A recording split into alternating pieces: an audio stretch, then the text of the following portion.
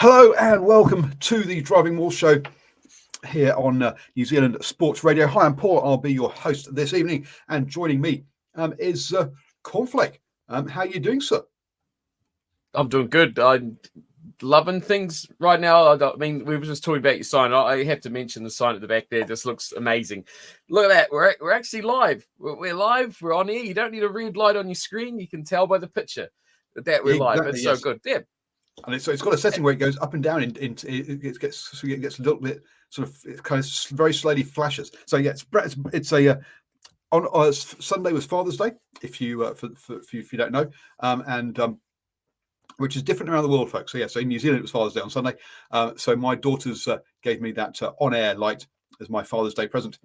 So there we go. So now we can actually go. We can have the on-air. I can turn my light on, so I'm on air for these shows. Which is cool. So don't forget you can join us at 8 p.m. Every Monday on YouTube and Facebook. No longer on Twitter, folks, because they charge us now to go live there. And let's be honest, we don't make that much money out of this or anything at all. In Stephen's case, me, very little. But anyway, down below, head over to patreon.com/NZ Sport Radio to help fund my sporting.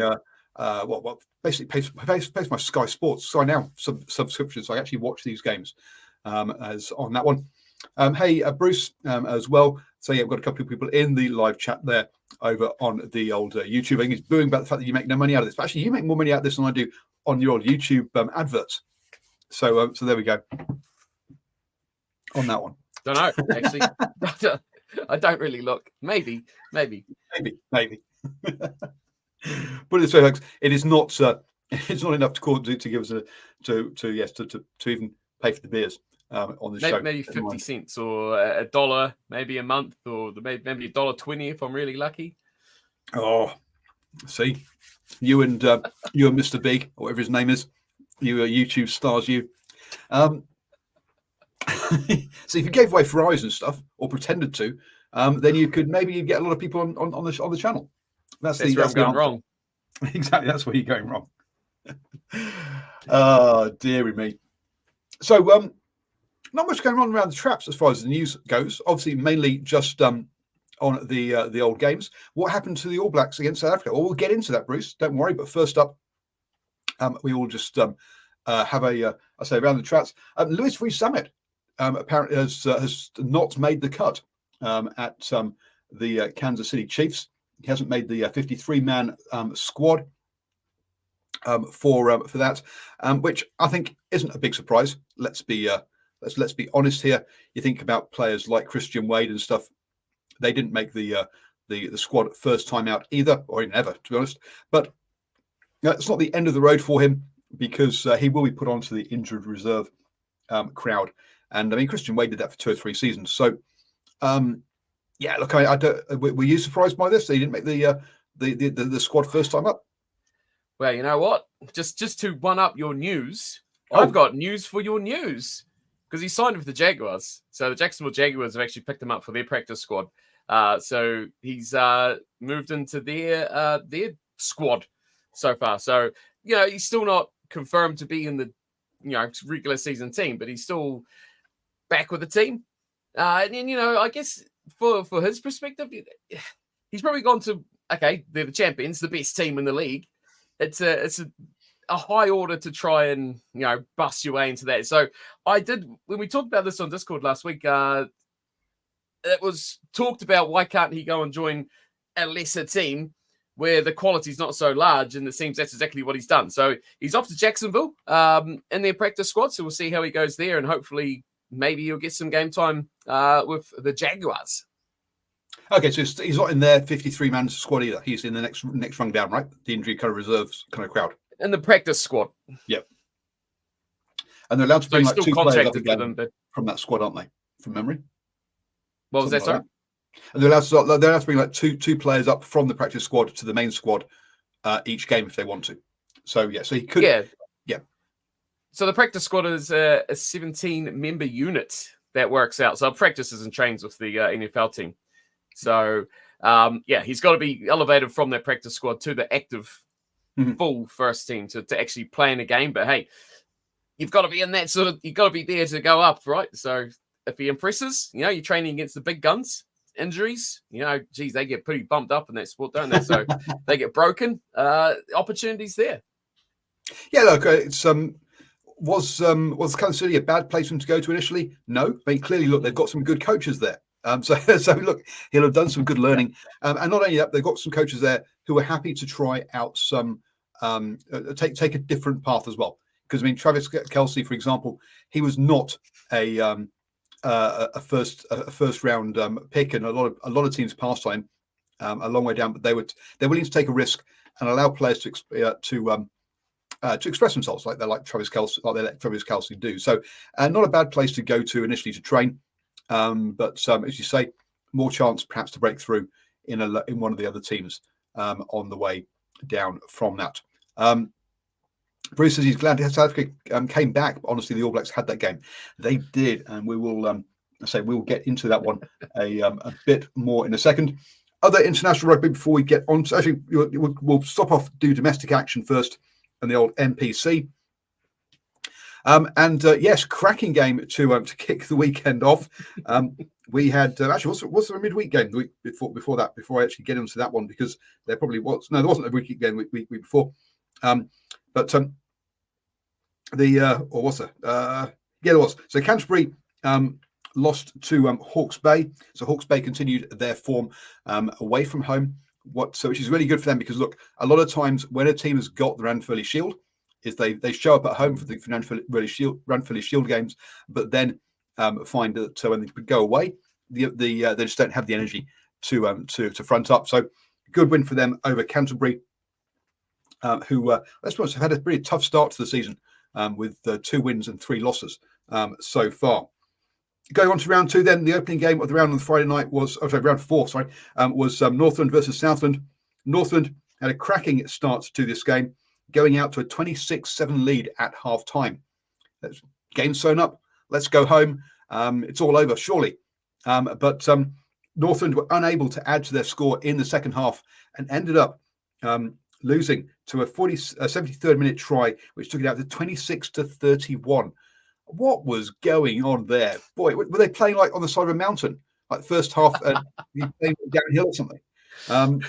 But that's just nuts. That is one of the greatest comebacks of all time. You want to see an amazing comeback, the underdog striking from the deeps, gone, dead and buried, never coming back. The game's over. Everyone's leaving the stadium because they think it's done. Look, you know what that tells me? Even if they didn't come back to a point of winning that game, say even if they lost that 26-24, or, it was 36-26 the other way around or whatever, that's some good heart, man. That's some good determination. That's some good passion. That's a team that, despite the results, never going to give up. And that is probably, the win is amazing. Just unbelievable almost. But the fact that they didn't throw that one in the bin is insane. It's just crazy. So yeah, really, really good positives. We've seen their attack has got really, really good over these rounds of the competition so far. So it's impressive to see that. And hey, defense obviously pretty shoddy in the first half, but to come back, dominate that game and play on their terms, I think made a big difference for them. And just the ability to score those tries, and good tries too, using the backs. And just, hey, I mean, you can't describe it really. Yeah, it's just crazy the way they come back. It's unbelievable. It really is. Like we bandy around unbelievable way too much, just in things that we see. Oh, that's unbelievable. But that was really classy and good for the Stags too. It's easy to, at this level especially, just to go, well, on to next week's lads. But they didn't. And how much do you put to the coaching on that one? I kind of like games like that. If a coach can go to the shed at halftime and be like, let's throw that, let's bin that, and let's start again. We're 0-0, second half. Let's win the second 40 minutes. I like a team that can do that and come out and still play with passion and, play as if the game is still up for grabs. And maybe that's what they did. They come out, scored a couple of tries, and hello, we're within 10 points now. Game on. Bit of confidence, bit of momentum. There you go. It's well done to the coaches. Fantastic result. Fantastic to get the team back up, because you say it would very easily be to say, look, guys, okay, let's just sort of try and play for our jersey for the next or whatever. But anyway, Nocturnal Rights points out that it's only the third hat trick ever by Van Voort. Now look, they were definitely Who got the other two? To but the other two was got by Powell. So why didn't Powell get? If he got no. The other two. Sorry, the other two hat tricks. Yes. I don't know. Yes.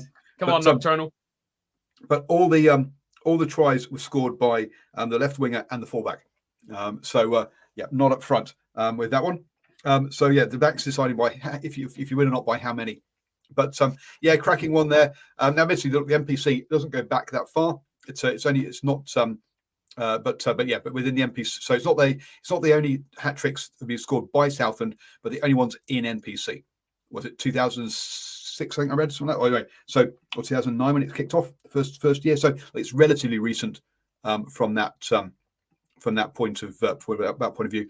On that one.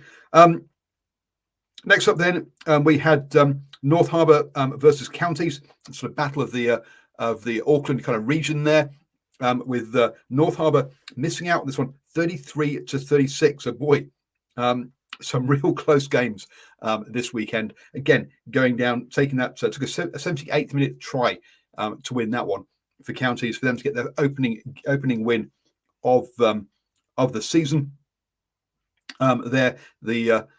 Let's be honest, Northland now have won 1, North Harbour have won 1, and Counties have won 1. So that whole bit of the North Island is really struggling this year, and we'll get on to Auckland in a second. Cracking game there as well.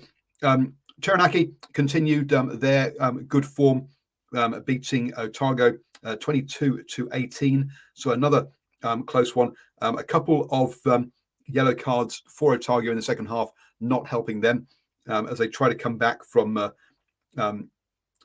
they try to hold on to their lead. So they're up 12-18, but 2 late tries. Taratamucci, Nikins, and Riccatelli, a couple of Super Rugby players there, saw Taranaki home with that one. Then we had Waikato versus Auckland. Waikato winning this one 39-21. Now, Waikato have not had a good start to this season, let's be honest. This is only their second win. They've had 1 win and 2 losses going to this, so they wouldn't have been too optimistic. But 39-21 is our biggest margin of victory so far this weekend. And Auckland, that leaves Auckland with 4 losses on the bounce.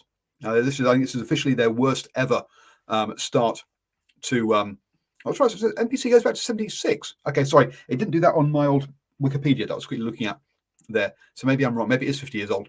So Auckland, with 32-7 down at half time, it was all over. They never managed to get back. And Auckland now, with 88 points, have scored the fewest points in this competition, and are bottom. Oh, sorry, no, they're not. They're Manawatu are lower than them because Manawatu have allowed them more points in, but still two losing bonus points out of 4 games is not what you expect from Auckland, is it? Really, Steve? I'm happy. I mean, I don't know what's more to be happy about, the fact that Southland are actually winning a couple of games, or that Auckland are being completely rubbish. So, what's been really positive for me is that, like I think someone said earlier in the comments here as well, that the Super Rugby areas are not just dominating this competition. And I mean, we've seen it fade in and out over the last probably couple of decades of the competition, that you get a bit of a run where some of these feeder franchises do get a bit of momentum and stuff like that, and it's good to see. But I feel like we're almost seeing all these teams in the competition actually are competitive. Like, you talk about all these close games, there's no blowouts, comebacks, tight finishes. Well, hang on. Wait, losing 4 in a row. No blowouts. Well, I know, but it's just one team. But, like Southland's competing, North is competing. Taranaki's going really well. Hawke's Bay's going really well. These are Tasman's going all right. These are traditionally, not your Super Rugby areas. So it's good to see them competing constantly. And it's also good to see Auckland losing all their games. If we could throw Canterbury down there as well, and chuck Wellington down there, and Otago is probably the one that consistently struggles. But it seems to be a bit better spread of talent, and maybe more talent at this level is actually competing for positions and for places and spots in the squads, rather than having quite a wide range of quality. So hey, it's good. good for not only the competition, but really good for rugby in New Zealand that need a bit more depth. Yep. And Dr. Wesley, saying the new laws are working in general as well with more urgent play. That's also good. Next up, two of the high flyers, Tasman and Bay of Plenty. Tasman took a 17-8 lead into halftime and managed to close this one out 34-15 relatively comfortably. That means that they, like Wellington and Hawke's Bay now, are the three teams that have not lost a game yet all season or have won all their games. Coming on to Wellington, they beat Canterbury 21-46. So, two losses there for Canterbury. This is the end of their Storm Week. For those who don't know, Storm Week, we had a game midweek as well. So 3 games in 9 days. It was a tough one for Canterbury. But this one, another one that's over by half time, 0-31 in the first half. Canterbury tried a bit of a comeback, but never really got themselves back in touch with that one. But cracking first half by Wellington there in that one. And then to round the weekend out, Manawatu took on Hawke's Bay. Hawke's Bay at the end of their Storm Week, Manawatu losing that one 26-38. So perhaps not the big blowout I was suggesting, but still.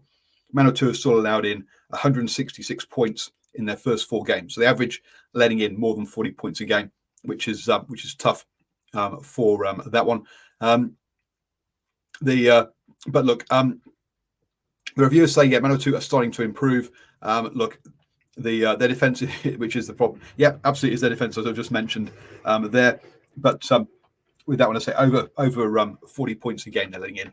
If you're letting in that many points a game, you're not going to win very many. Let's be honest. And then also, Dr. Wright says, Peter Umaga Jensen, the forgotten midfielder. Yeah, it's tough on him at the moment, isn't it, Steve, with just the talent that's around? Look, you got to take your chances, right? Take your chances, opportunities. I think he's definitely not done himself any harm in his position. But yeah, it's hard to crack into a team when they're not getting the results they want to. You don't have that stability or that reliability or that faith, I guess, that players who have done this for years and years before. So you're going to get less chance to make an impact off a bench or something like that. So it's rough for him. But, hey, he's got the experience. He's had a good crack. He's just got to keep at it. Have another season. Next year's another year. Injuries happen. Yeah, you don't know what's going to happen next weekend. Who's going to break a leg? Who's going to fall off a tree? You just never know what's going to go on. There'll also be the All Blacks 15 tour as well at the end of the year to get onto, to get a bit more experience as well on that side of things. On the rules, the laws. Someone said about the laws, the new laws. Nocturnal saying that I like the 22 being able to take a mark off an Indian 22 off the kickoff. I like that. I think it's really changed the game and forced teams to either be like, hey, we're going to give up an easy exit to a team, or we're going to go short and really compete, but not put the pressure on territorially. It's forcing teams to make a decision. Not only, I don't think it's really affecting the speed too much, but I think it's affecting the decision making and the tactical play of the sides quite a lot. I just think it's forcing teams to not being able to put pressure on deep kickoffs and, just go the backwards and forwards sort of thing. So I quite like it. I think teams have utilized it quite well as well. So it's, I criticize rules quite a lot, but I think that one's, I've been pleasantly surprised by it. Well, look, that's two things about that one. One is that the referee's not having to concentrate on anything else at that point anyway. So it's a pretty easy one for the referee to do. Whereas you're 50-22, and you're not allowed to pass it back in. The referee's got to think about 3 or 4 things every time the kick's taken, and he's supposed to be also looking at other things as well. So that just makes it more complicated for the referee and harder for him to call. Whereas this one, it's a simple one for him to call because there's not much going on. So it's an easy one to call for him. And it's an easy one to understand as well. So from a whereas again, fantastic, 50-22. Oh, but he passed it back in. Oh, sorry, what's it? It's a simple rule that everyone can understand, and it's easy to call. That's not a bad rule. Less conflicting with other laws. and ifs and buts and what if maybes he did this first. Yeah, agreed. So that's not, but but me simplify the bloody laws, make the game more accessible to people. And that's where I think we should be going, personally. Anyway, looking forward quickly. Waikato, Northland are in their storm week. So they've got that game on Wednesday night. Two teams that are kind of not going great, but I think Waikato did get that good that game, that win over Auckland. So at least they'll go into this with some confidence. Whereas Northland will know that it doesn't matter how many points they score, they can still lose. My phone's just gone on the blink. Then we have Bay of Plenty versus Manawatu. So that will be a nice big home win there. Can Auckland get their first win of the season in Battle of the Bridge against North Harbour, who just got their first win last weekend against County? So two struggling teams up there. Wellington then take on Southland. That's a big ask for Southland. Let's be honest, Wellington second in the table at the moment with 4 wins and 4 try bonus points. Ouch. They are going very well. Otago then take on Canterbury, which will obviously be a good battle of the Southland, but both sides with 2 wins this season. So that should be a good contest between those two. Hawke's Bay then gets to defend the Ranfurly Shield against Tasman. Tasman with 4 wins and 3 try bonus points this year. Hawke's Bay with 5 wins and 5 try bonus points. So that's your game of the round, folks, on Saturday at 7 p.m. So definitely put that one in your calendars. Taranaki on Sunday have host Waikato at 2 o'clock. So that should be a good win for Taranaki, you'd think. The way Waikato have been going. Counties then host Northland at the end of their storm week. So tough again. 2 struggling teams there going head to head on Sunday afternoon on those ones. Apart from that, Hawke's Bay, Tasman. Any other games that really sort of tickle your fancy? Well, what I'm really interested in is who is Tasman playing in the next round after this weekend. So it's the next weekend. That's what I want to know, because hey, they win that shield. That's a shield match, right? Against Hawke's Bay. Wellington. So Wellington will get to go. Yep. Oh, damn it. Look, I'm just invested in the reason he says "God damn it," and I agree with him in some way. What you really don't want to do is get the Ranfurly Shield stuck in Wellington, Auckland, or Canterbury, right? Those places, they don't really care about the shield that much. It doesn't generate the same atmosphere at the grounds and the same excitement within the population. So yeah, don't let it get stuck in the big cities. Yeah, that kind of edges me towards wanting to see Tasman lose it now, just because of that. But hey, Tasman's a team that can beat, they can beat anyone. No, look, for me, I'm just invested in the way the Stags are going.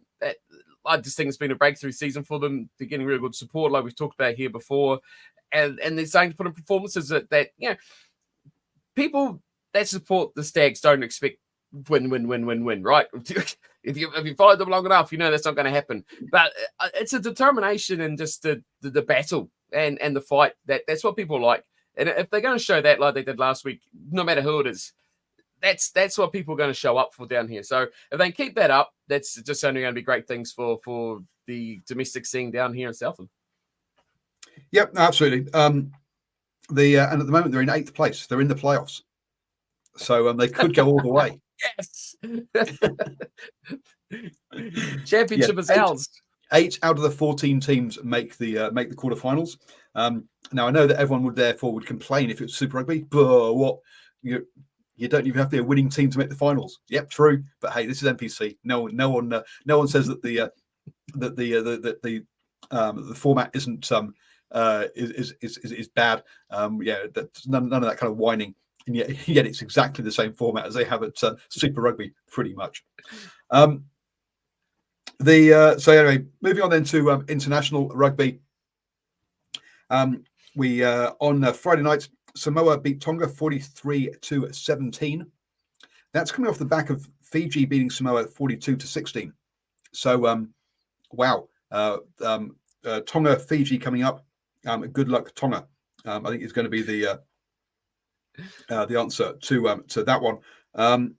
Or did they? Were they already played? No, they play this coming Friday at 3 p.m. So yeah, good luck to Tonga against Fiji this Friday, because boy oh boy, they've just gone down by a big score, and Fiji got a big score of the other ones.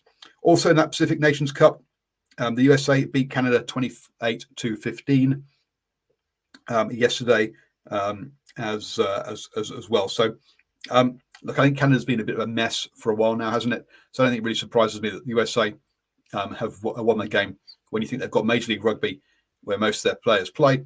Now, sure, Canada have got the Toronto Arrows in that tournament, but still, that's one team to pick from over however many it is for the USA. So the USA should be winning that game, let's be honest, with the state of Canadian rugby at the moment. Any sort of thoughts on those two games before we get on to the big one? That was the last weekend of the Pacific Nations Cup. This coming up weekend, isn't it? This is the last round. No, because they then go into finals. Yes, then, it's the last round. This round. There's the last round of the regular season, right? Then they hit finals. Group stage. Group stage, yeah. Yes. So I think it's been quite a good tournament. I think you speak about Canada. I feel sorry for the Canadians because they're still stuck with Phil Kingsley-Jones. Can you believe that? You ever heard that name forever? The guy's just been living a lifetime holiday up there. I don't know how. We watched the game fully against Japan, and they show little glimpses of what they can do, but it's just not quite as good. You know, the quality's not quite there. You're eagerly googling up the arrows. Yeah, I'm pretty sure the arrows are gone as well. I did think that in the back of my mind. It's pretty much. They've gone. Yeah. But that's not the problem though. There's enough teams to share Canadian players throughout there. Kingsley-Jones, he's still coaching the Canadians. He's not dead. Well, he's listed as their coach when they played Japan anyway. That's for sure. That's what shocked me the most. So look, there's a few promising signs for the Canadians, but yeah, it's good for the Americans, right? You've got the World Cup coming up, not next time, but in 2031. So they need to put in a big performance. They need to lift. They need to get better, and they need to not embarrass themselves in front of their own fans if they're going to get some support behind them as well. So it's tournaments like this that the Americans need to show up and really step up. But it's concerning with the Pacific Islanders, right? Big results there from the Fijians, the Tongans, and Samoans. Big gaps, which does surprise me. Yep. So you're right. Yep. Toronto Arrows and also Rugby United New York both shut down at the end of last year. Shame about that one. On that one. I didn't realize that. So Rugby Atlanta has moved over to RFC Los Angeles. If you change sides of the country, that's not the same team. Anyway, there we go. Not too much. Yeah, that might explain the Canadian problem. Yeah, they haven't got any teams at all at the moment, or any full-time professional teams in Canada, which is a real problem. But as you mentioned there, British Columbia is where it should be. The Seattle club teams used to play in the British Columbia actual league, and they've actually crossed over the border because it's such a strong league. So real shame that what's going on in Canada at the moment. The whole the administration of the game is in a bit of a mess, unfortunately. So then, let's head over to South Africa for the Springboks versus the All Blacks. Pre-match controversy around flying an airplane over the stadium as the hacker's going on to drown out the hacker and other stuff like that. Either that, I mean, I'll be honest, I watched the replay. I didn't get up at 3 o'clock in the morning, so I fast forwarded through that piece. That might just be stuff and reporters making a mountain out of a molehill on that one. Were you up at 3 a.m. to watch this game? Yeah, we were live. We were live. Yes, Bruce was there. Oh my god. 3, yep, big one. I didn't notice the plane, but there was a lot of noise. It was very drowned out, so that might explain it. But there was a lot of noise during the hacker. You could hardly hear it. So, hey, it's tactical mind games, right? Are you surprised? Are you shocked? No. Everyone's trying to do it. It seems a bit sort of petty. Look, if the crowd is singing during it, that's fine.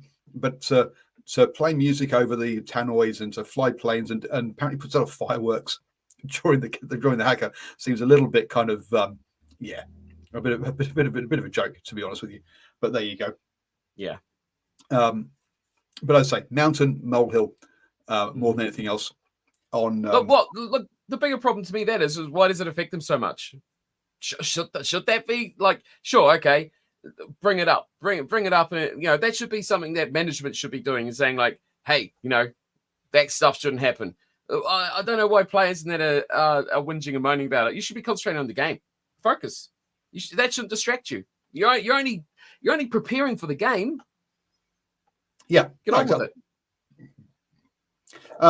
So that's so I say about Mount, but nothing too big going on there. Cracking start by the All Blacks in this one, taking a heading into half time. It looked like they were going to have an 8-12 lead, but a late penalty and a missed drop goal, and it was just a 1 point lead at half time to 11-12. Did you think that was kind of that they hadn't taken the opportunities enough, and that they should have been they should have got more points on the board at that point?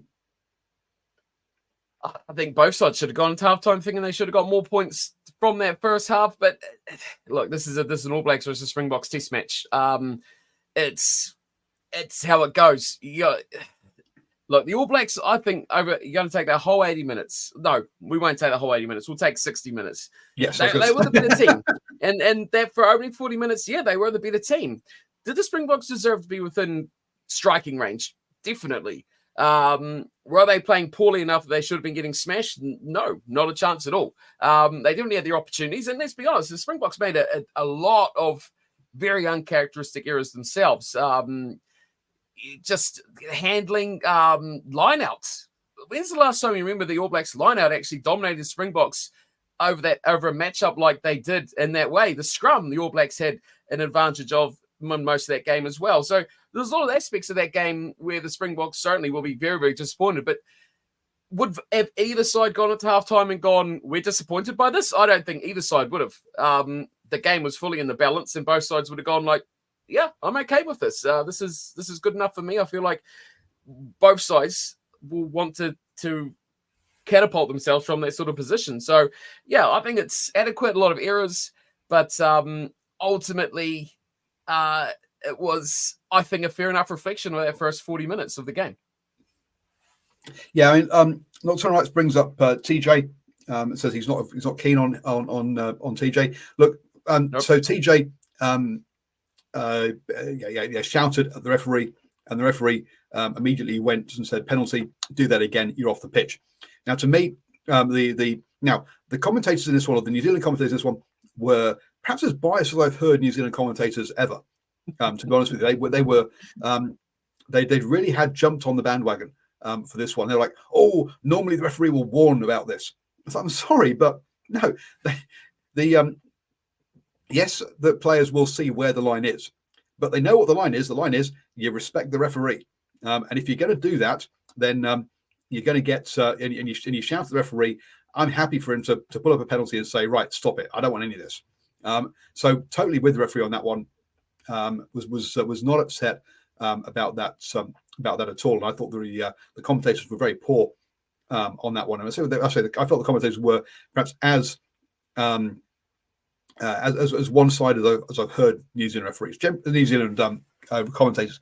Generally, they're and maybe this is part of so the insecurity of not expecting to win for a change, which let's be honest is a new feeling for ex-All Blacks commentating on their team, and suddenly they're thinking, "Oh my God, this is kind of my jersey and stuff," or what it is. I don't know, but they definitely, to me, they had become more on that one. So to me, definitely, Cornflake was doing a better job than the actual official commentary. Fantastic, good news, good to hear. But to me, that was I wasn't happy with that one, and I did like the fact that he did that. There was obviously the yellow card to Fassi, who otherwise had a really good game. He stood up on the wrong side of the ruck and picked up the ball offside. And when you're doing that about 10 meters from your line, when the opposition's on attack, on a break. Yes, yellow card. The commentators again were like, "Oh, should that be a penalty try?" Oh no, there is a covering tackler. It's like, Jesus, guys, you are clutching at straws. Now, sure, and Mbambi did drop that ball. Should that have been looked at? Should it have been a try? Probably not. But when we have had, as Bruce puts in here, the biggest rivalry in rugby, and one of the biggest rivalries in all sport, and we have a game like this that is close, that is a good game, and then you see all of this, you see all of pretty much the stuff online, and about half of the stuff within the papers being about the referees. The game's fucked, because this was a good game. Did the referee have the best game he ever had? Probably not. Okay, but was he the one that was deciding this game? Did he ruin the spectacle? No, absolutely not. So, the referee didn't have a good game, but I don't think he decided it or ruined the watching experience for me, Steve. No, you've nailed you've nailed it on the head there completely. I agree. I think, it was average, poor, you may say. This is one of those games that people could look at, and whatever their prerogative would be as to what narrative they want to assign to, they can find a whole pile of evidence to back themselves up, because there was a lot of stuff. And look, it's a really dumb thing to say, but to be fairly unfair or fairly poor is a weird sort of concept. But he messed up calls for the Springboks. He messed up calls against the All Blacks. He messed up a lot of calls, but was he biased in the way that he did them, or targeting players or certain areas? I don't feel like it was. I just think he just didn't get them right, whether it be the knock on. I've seen pictures of Sam Cane with Khaleesi getting that black eye shoulder to the head, and you're right. You see all this crap on there saying, they were robbed, they shouldn't have won. Look, that game, the All Blacks were the better team for 60 minutes, and they controlled enough of it. The referee didn't make, I don't think, an impact in a crucial moment of the game. I think the All Blacks, if you're going into the 55th minute of that game and you stopped the game and said how you're feeling about how the referee's gone, they were going, it's all right so far. Again, it's what people are wanting to target in their own mind of how they feel they were unjustly or justly proven by the referee, and that's just what they're taking from. Again, it's a game you could literally watch, and you could take 100 screenshots to prove any point you'd like to make about the referee, and that's what people do. That is the absolute cancer that is social media, to put it in a very toxic way. That's just what it's developed. Well, it's the cancer, which is social media rugby fandom in quotes. Yeah. Now, whether it happens in other sports, the same ones, I'm not so sure. We'll get on to Caleb Clark and how wonderful he was. And, I mean, I can catch a rugby ball and I can run 15 meters with no one in front of me and fall over as well. Sorry. But look, I think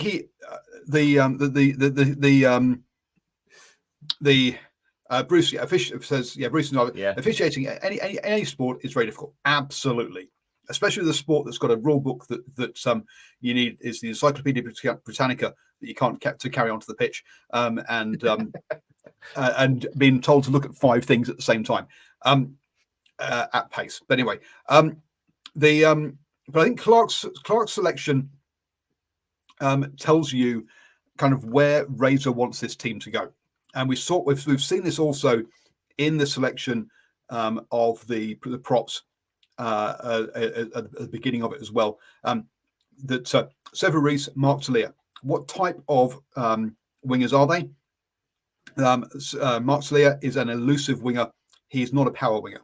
Sever Reece is a quick and thinking and powerful for his size, but he's not a power winger either. What Razor, I think, is looking for in his team, I think he's decided that after the last Rugby World Cup, watching France and Ireland and also South Africa, is size matters. And that's what we see with Caleb Clark. Caleb Clark is the biggest winger that is in the squad, and hence why he's there. Also, he's pretty. One of his strengths is handling the high ball, and that's kind of why he's there.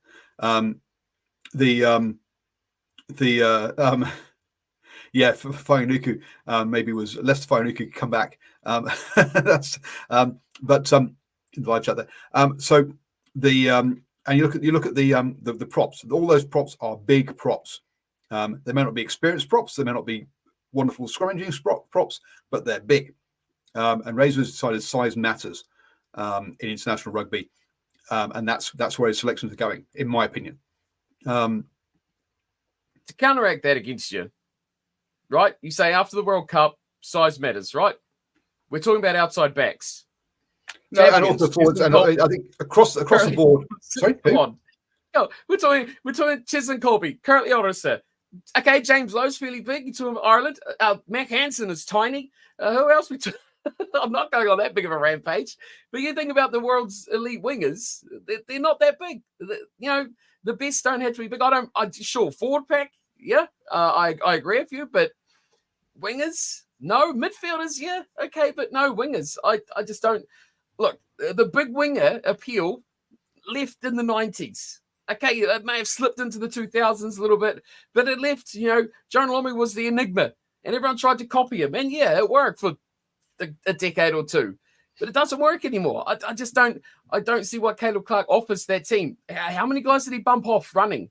I don't recall any at all. But on the flip side, I didn't know that Will Jordan was even. Well, I didn't even know Will Jordan was playing in that game.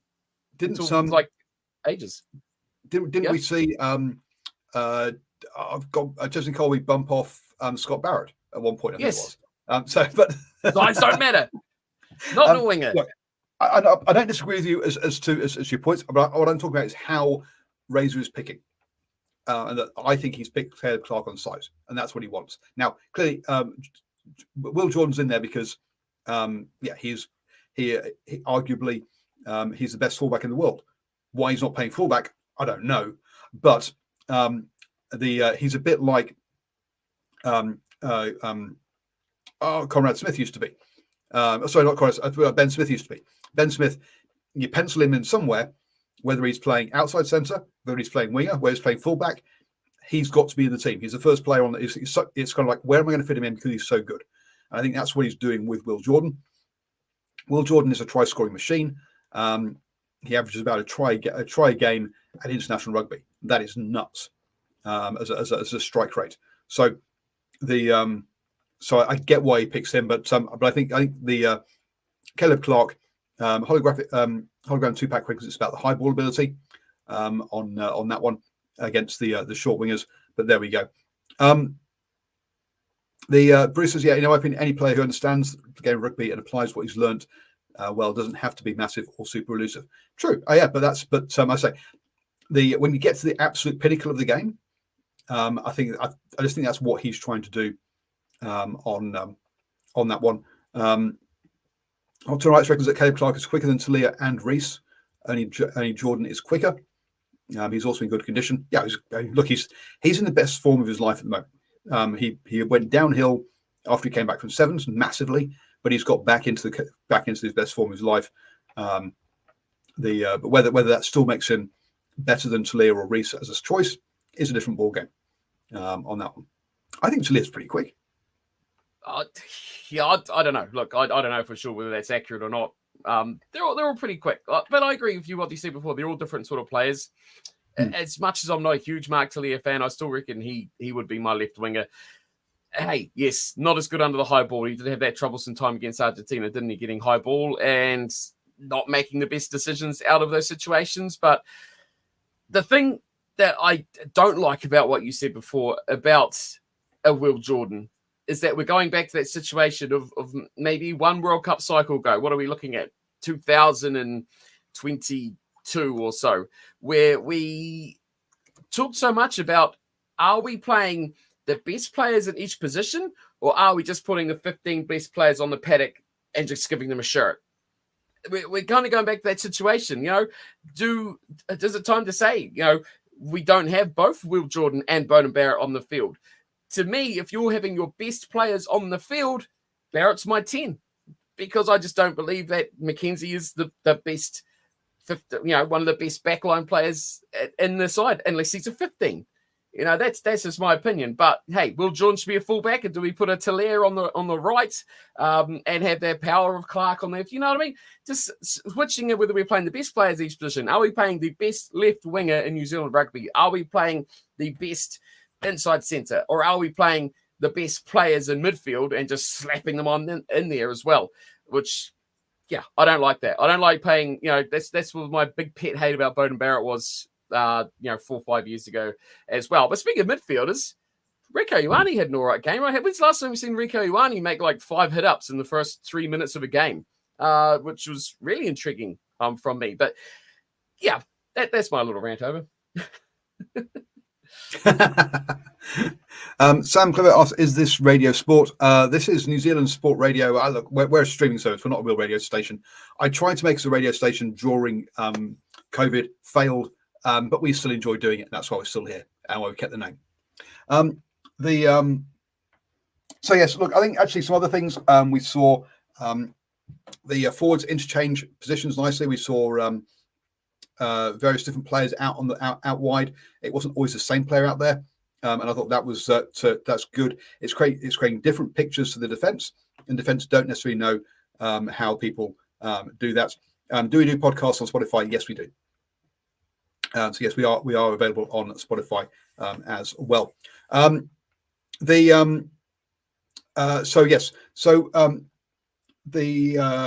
that was the boom, boom, boom.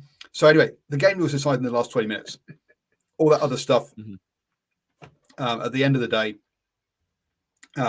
the All Blacks led in at the hour mark by 2 scores, 17 to 27. A 2-score lead at that point in the game. And the majority of these sort of games, that's it. You've won it. Well done. Shut it down. Unfortunately, this game came down to being decided on discipline. We talked briefly about that earlier with TJ, but actually the players that came off the bench, unfortunately, were on the whole inexperienced and also on the whole brought penalties with them. That's across the board. So the of the players, obviously, Ofatuanga Fassi got yellow carded. Which he pardon? Get rid of him. Drop him. I've been saying it for years. You shouldn't be anywhere near it. Which he seemed a bit kind of surprised by. But Cortez Ratimer, Samipinu Finau also picked up penalties in that time. Now. It is difficult. It is difficult to say. Okay, look, that one decision is what decides the game. But unfortunately, at this level, it does become that. And both those guys gave up key penalties at key times, which unfortunately was really tough. That those 3 players came on, and look, when you look at the bench, where you got Asfo Amua, not that experienced. Ofatuanga Fassi is. Fletcher Newell isn't. Sam Darry, look, this is his first season in the All Blacks. Samipinu Finau, was in the All Blacks around the Rugby World Cup, but that was pretty much the first time. Cortez Ratimer is new for him. Did Ansel Leonard-Brown even come on? And then Mark Talia. But you've got 5 out of those 7 are very inexperienced players coming into what was a crucial time of the game, and unfortunately, that showed. I'm just trying to see who he came on for. In the end, he came on in the 63rd minute, which was probably for Caleb Clark, who went off in the 63rd minute of that game. Talia come on for Will Jordan, so I'm guessing there was a bit of a jumble around with that backline. I don't know how they did that. But on your talking of the best players starting a game, I believe it's time to start looking past the bench as injury reserves. I think most nations around the world have looked past that fact of that the bench is injury reserves. The bench is literally, that's what they call them, I guess, in the Northern Hemisphere. They call them finishers, right?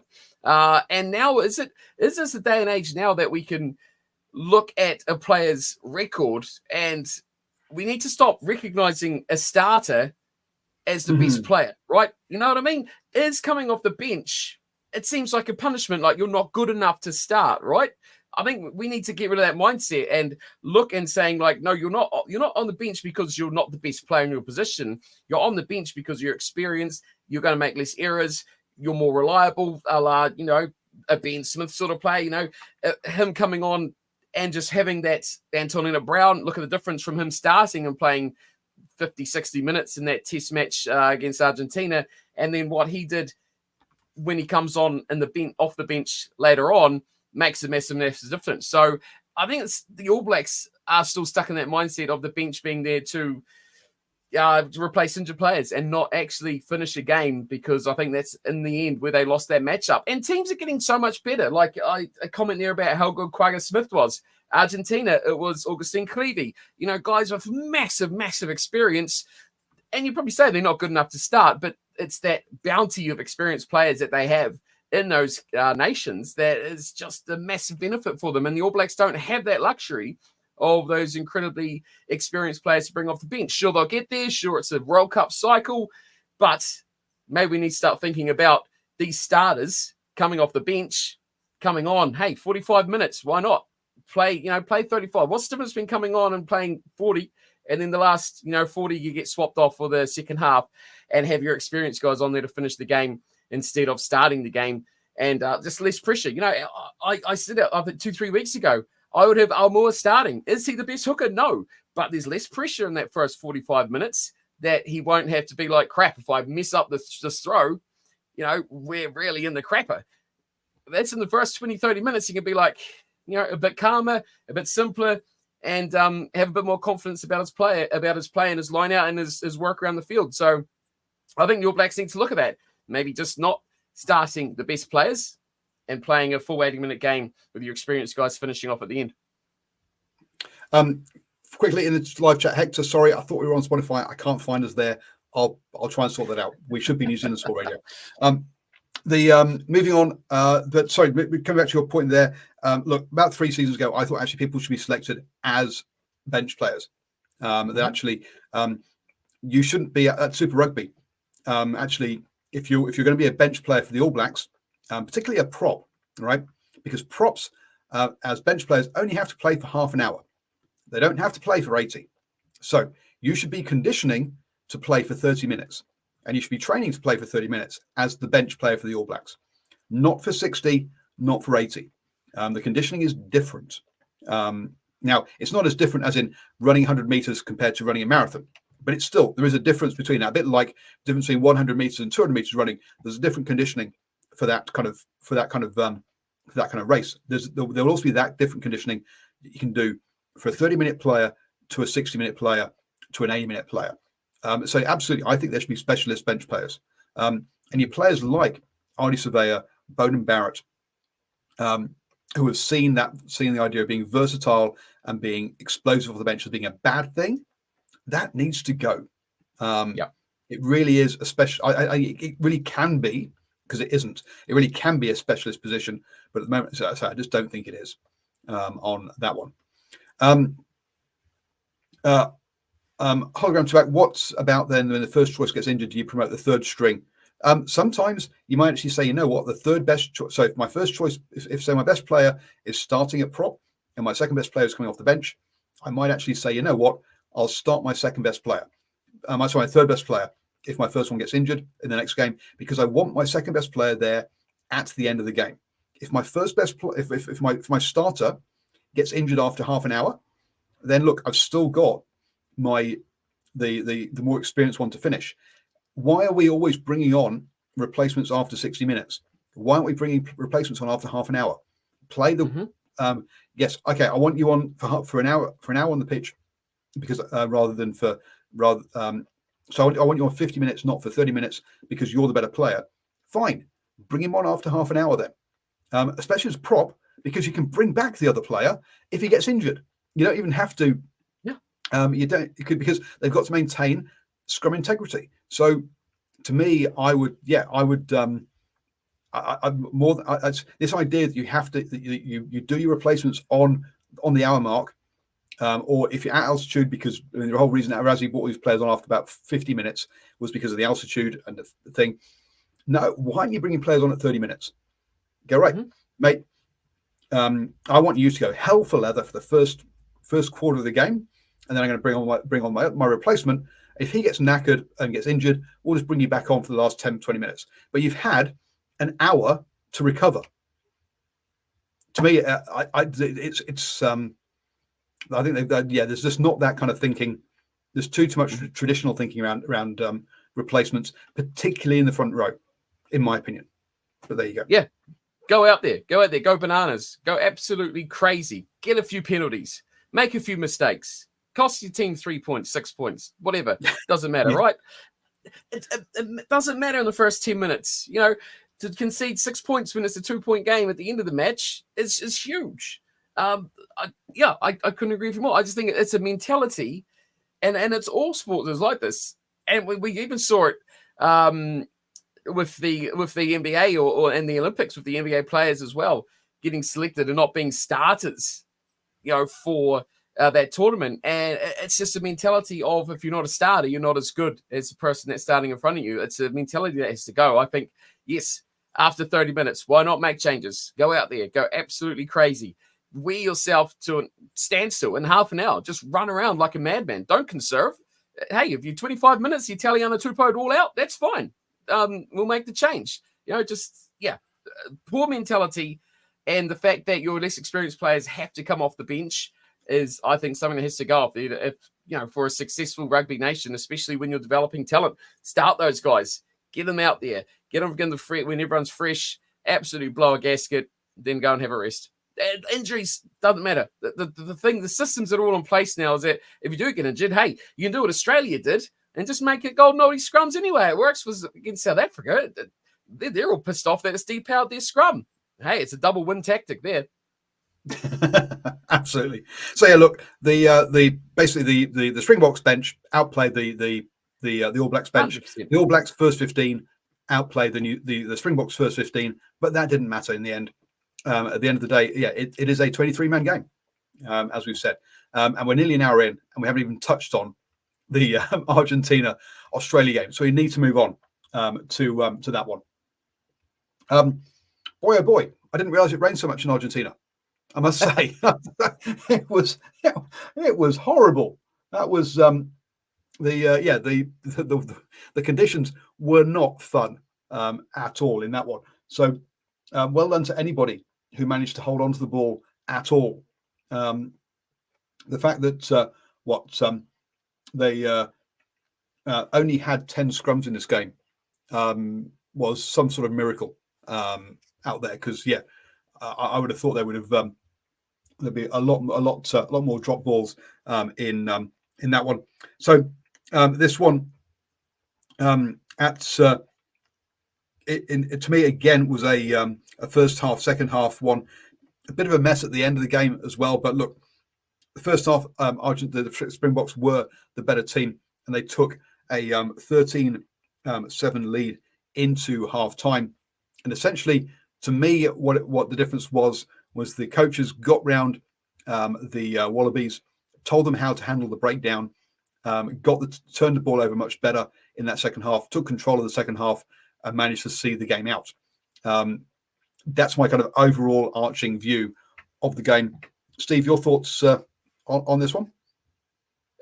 It was an intriguing match, wasn't it? It was one where you kind of felt like Argentina were just holding on and doing enough throughout that whole sort of matchup, and they were taking every sort of opportunity they could to take points, and they just couldn't seem to shake away those annoying Wallabies who, I mean, neither side really played well. It was, what would you call it, a frustrating sort of match to watch with the way that both those sides played. But look, taking opportunities, I mean, I'm looking at some stats here as well. You mentioned scrums, which that surprised me. There's only 10 sort of scrums in that matchup.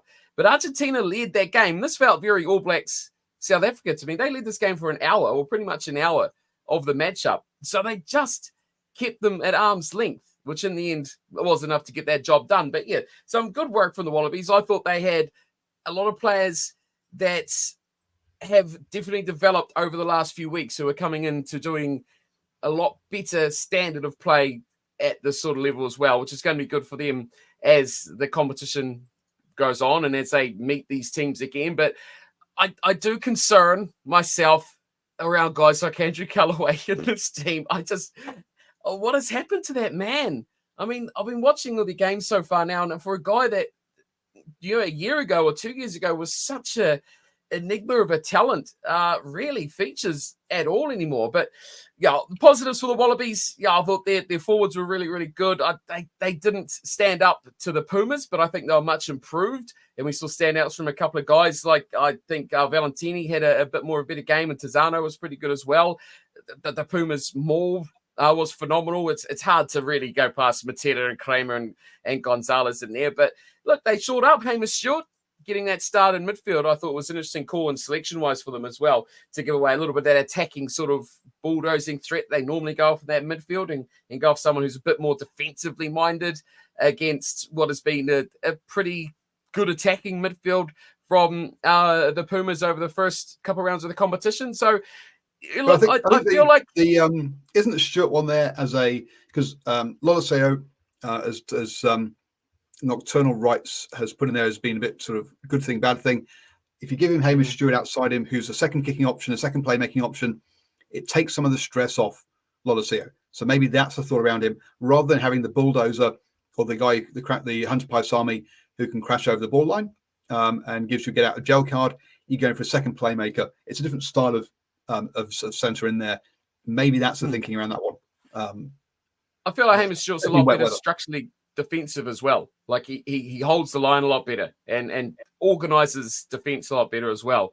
For a team that, with those sort of guys, I don't feel they have that same sort of stability in that team. But yeah, look, I think they matched up well, and I think that their selections seem to have a bit of sense about what they're trying to look for. I think what Schmidt's trying to look for. I don't know what you think, but seeing how they've played and what they're experimenting and how they're working, sure, the results haven't gone too much their way until now, but I think they're learning a lot. And remember, they're looking towards the Lions and they're looking towards the World Cup, and I think this season for them. Sure, wins are nice, but learning who's going to be the guy in your position and who can step up from Super Rugby into this sort of top tier level is going to be crucial for the Wallabies next year. So there's a lot of learning, and there's all these changes. How many 5 captains they've had in about 6 matches. It's just, it doesn't look good, but I can kind of see the results from it by how we're learning how these guys play together. Yeah, look, I mean, Tizano, was it 22 tackles, 2 turnovers, no missed tackles. He had a cracking game. And he's gone like that too, up and up and up over the first 3 weeks. Like the first 2 weeks, first week he was trash. And I thought that's a waste because I think he's a good player, but he was really average. Next week is like, okay, he's not so bad. And then I think, third round, he was really stepping up, and it's good they've kept the faith in him. Yeah, getting used to the pace of the game, right? It's a different game at this level than look, Corabetti with a turnover, Wilson with 1, Tizano with 2, Frost with 1, Bell with 1. Look at Argentina, the only turnover was with Kramer. And to me, that was what happened in the second half of that game. Now, what the hell was going on at the end where they're like, is there time for a restart? Isn't there time for a restart? Referee going, I don't know. It depends what happens. When the players don't know what the hell's going on, the referee doesn't seem to fully, and seems to be relying on the TMO. How the fans are supposed to have any idea as to what the hell? And we've got commentators who are trying to make head or tail of it. As a fan of the stadium, good luck knowing what the hell is going on, because is the game over? Is it not over with this kick? That, I think, that kind of mess around at the end there really needs to be cleaned up by World Rugby, because it was just no one knew what was going on with that, and I understand why the Argentinian players were confused and upset, because they thought they were going to get a restart. They didn't get it, and it was just a mess at the end there. So please, we need to tidy that one up. But it's was this one point when it's a call that takes all the air or all the excitement out of the stadium too? Like the team's just gone down by a point and everyone's just gone, and there's no life and there's silence and there's expectation and then there's confusion. If it was the other way around, it would have been fine because the crowd would have been going bananas and it would have been kind of distracting of the cause of it. But yeah, it kind of took the gas out, it took the air out, and then there's a bit of a tame sort of disappointment end. Hey, you know what? Talking about kicking, have you seen, going back to the All Blacks game, there's a clip I just seen earlier this afternoon of another kick from McKenzie. I think it was a conversion for the first try. He was actually about 3-4 seconds over the shot clock timer and wasn't called back. Take a look back at that if you are watching a replay as well. Yes, and the referee said at the time, the shot clock is wrong. You have this much time. Yes. Okay. So because he blew up the first one, didn't he? The first one he blew up and said that was, you went out of time. But no, he clearly said over the referee's microphone, the shot clock is wrong. You have this much time. So the so no, if they're clipping that and complaining about it, that's them just they're clipping anything that suits the narrative. Media, yeah. So social media, sorry, not media itself. On that one. So yeah, so weird ending to that game. Was it a 1-point game? Yeah, I think it was. I think this was a tight game. That Argentina felt, as you say, like they should have won it, but lost control of it in that second half.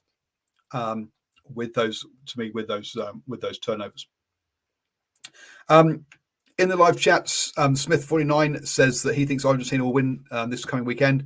I thought they were going to win last weekend, to be honest. So that doesn't really change my opinion of them. Yes, they lost this one by 1 point. But as I say, they felt like they should have won it. So and it was in atrocious conditions. So I'll be honest, I'm not changing my prediction for this coming weekend around that. I've got the Pumas up against the Wallabies. I've also got the Springboks up against the All Blacks again. I think the Springboks are either the best or the second best team in the world, and the All Blacks are not in that conversation at the moment. It's Ireland and France who might be in that conversation, not the All Blacks. So to me, I've got a Springboks, Pumas are my prediction for this coming weekend. Isn't it crazy to think that after 3 rounds of this tournament, the All Blacks have a losing record? I mean, would have you predicted that at the start of this competition, that they'd have a 1-2 record? Potentially a 1-3? Oh, and record. And nobody is calling for the referee. No one's calling for the head coach to be sacked. Now, if this was Ian Foster...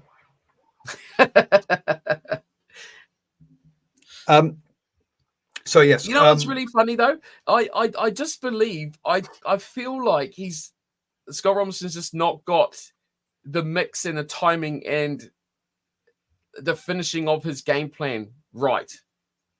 I feel like the All Blacks kicked away way too much ball at the end. Well, we didn't really talk about that last 20 minutes, but I won't go on too long. I just feel like they kicked the ball away too much, pointless kicks. I think they tried to do that short kicking game that McKenzie loves so much, like that worked quite well against Argentina. They dished that out. It didn't work. They keep dishing it out and dishing it out. The kicks were a bit aimless, as much as Nocturnal, whoever it was that was hating on Perinara, will hate this comment. I kind of feel like a few of his kicks were a bit more testing, although I think he did put 1 or 2 out in the full. I felt like they were actually... He was looking for an area and he was looking for space, whereas other kicks weren't. And I just feel like, 60 minutes to get a good game plan, but they're closing out a match and finishing of a match was way off. And I don't believe it's the players. Like, I feel like Ratama comes on, I'm like, here we go, here's some energy. And then Ratama has like 3 passes out of a ruck for 15 minutes. Like, how can you blame a guy like that when they get no ball? Because the 3 passes he's getting is getting kicked away from Barrett or McKenzie or whoever else, and just they're not getting the consecutive use of the ball. Like, they should have shut that game down with about 3 minutes to play. Just played old-fashioned, here you go, prop, fall over on the floor. Here you go, prop, fall over on the... 3 minutes of that, just lock it down. Why kick it away? They were up by, I don't know what it was, 3 or 4 points of the 4 points, 5 points at that stage before they scored that last try. Just shut it down. You had the ball. It was around halfway. Just shut it down. Why kick it away? Especially short kicks at that sort of time. You're giving the ball away for the gain of 10 meters. yeah, that's an issue for me. I just the finishing of the game is the tactic on that is way off, completely way off. Worst case scenario, it's worked for 60 minutes. Keep going, carry on for another 20. So yeah, so the last try came at 76 minutes. So yeah, so you're 75 minutes. So you're talking about shutting it down with that. Either way, but yeah, the closing out the game though.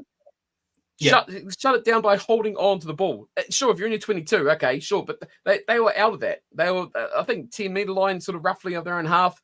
I feel like that's a position where you can safely play a lot tighter and keep hold of the ball and kick long. To be fair, the Wallabies went through 27 phases at one point in that first half in that game.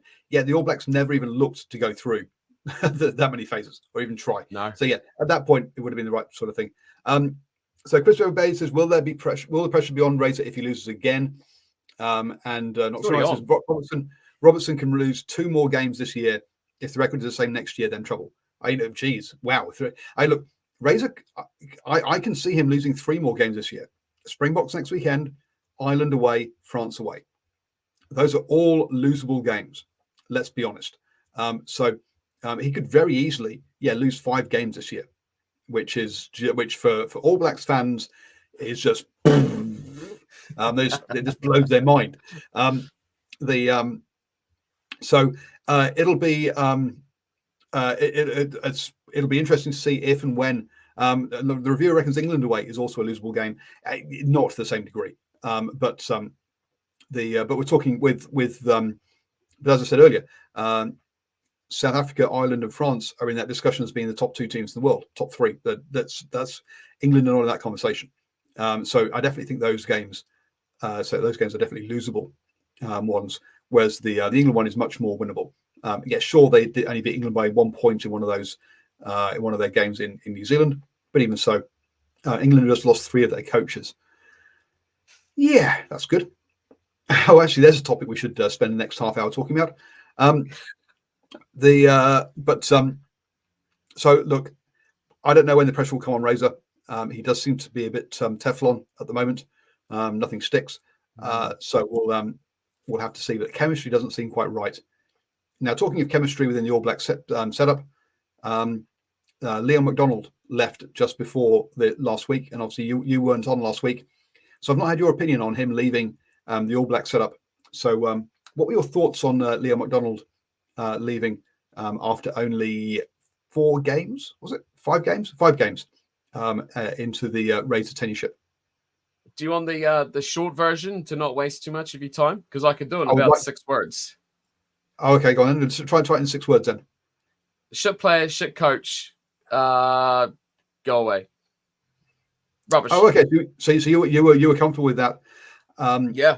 What about the fact that he was chosen as being one of the best coaches in the country, and then suddenly 5 games in, you decide he's not?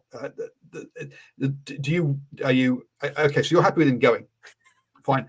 Are you concerned about Razor's ability to pick his lieutenants? Yeah, that's probably a bigger issue, is the fact that he selected him, right? That was his call, his pick, his guy to have running that team. Yeah, that's a bigger issue for me.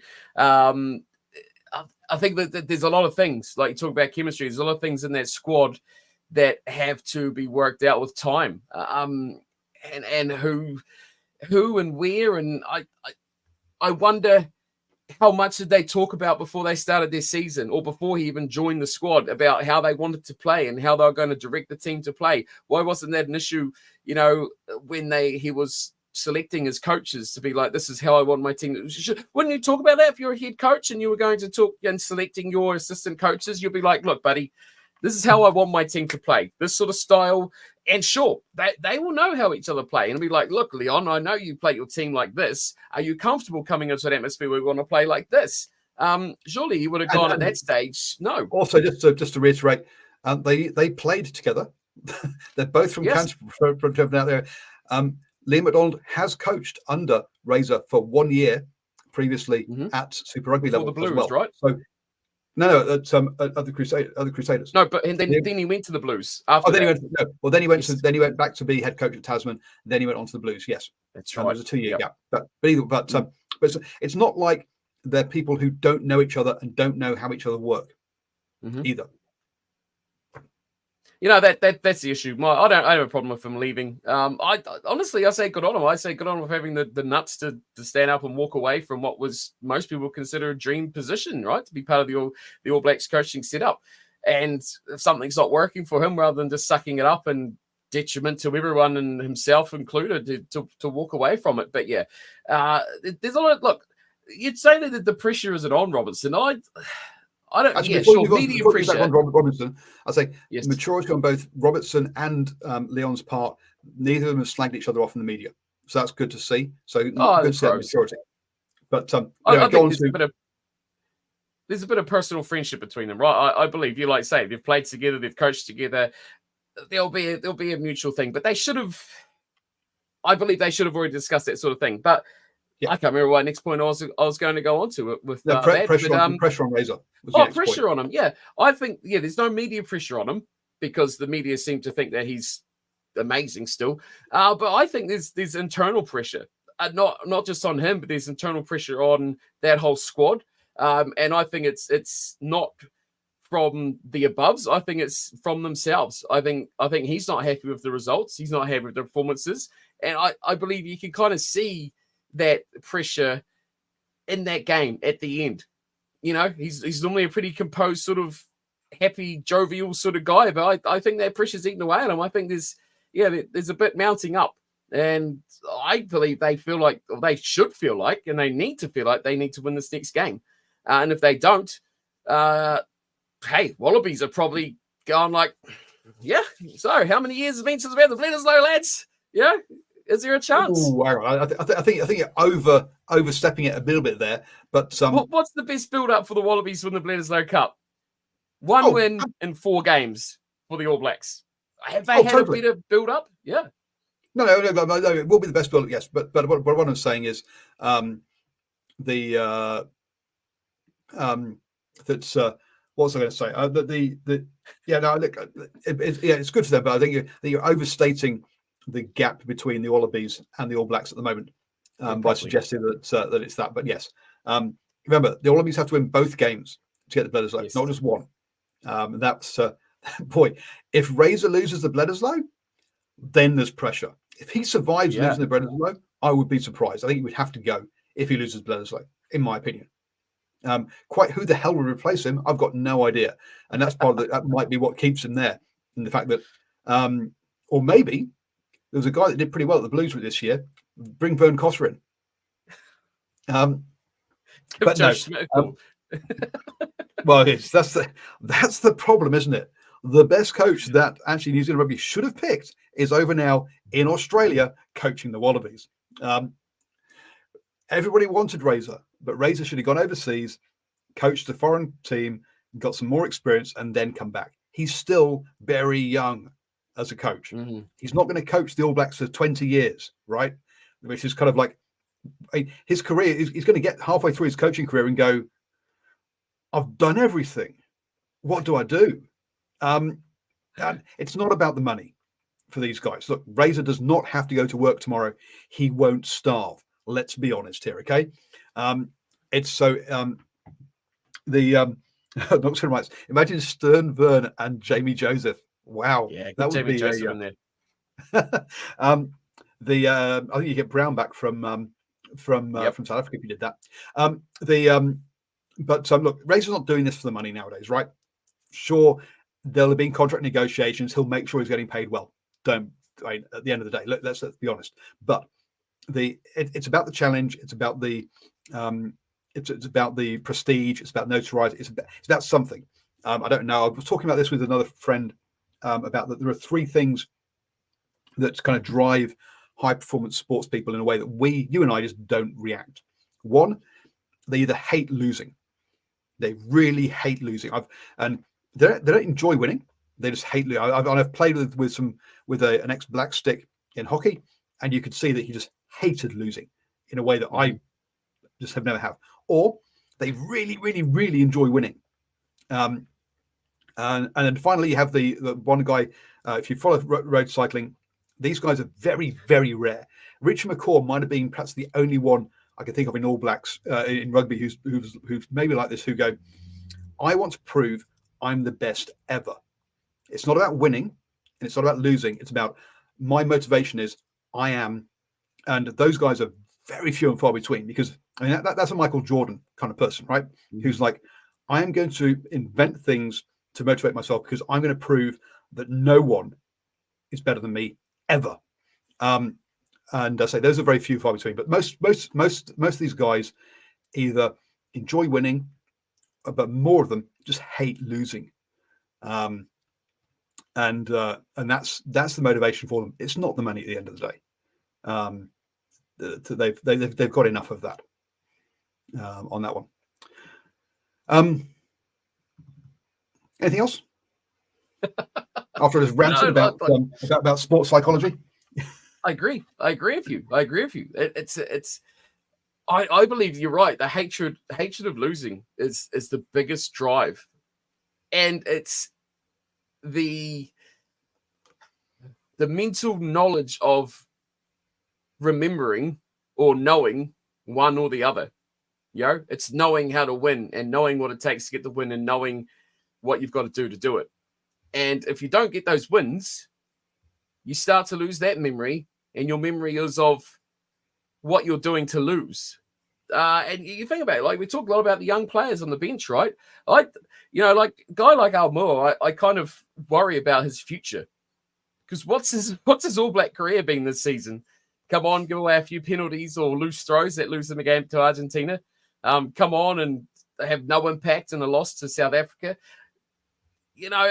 A guy like that mentally, how stable is he? How stable is the other guys in that squad? There's very few Conrad Smiths in that team that are just like mental rocks that just you can't shake. The Richie McCaws, that glory era of players that mentally were just so strong that they just knew what it took to get wins. They don't have that now, and I wonder if three losses could potentially be. They remember what it's like to win and win a game that they, is a tough battle rather than one they're just expected to have to win, like Argentina. Like literally, they couldn't lose that game, could they? That would have been absolute devastation. So we'll see. We'll see how the mental aspect of it goes, because that's what it all is, right?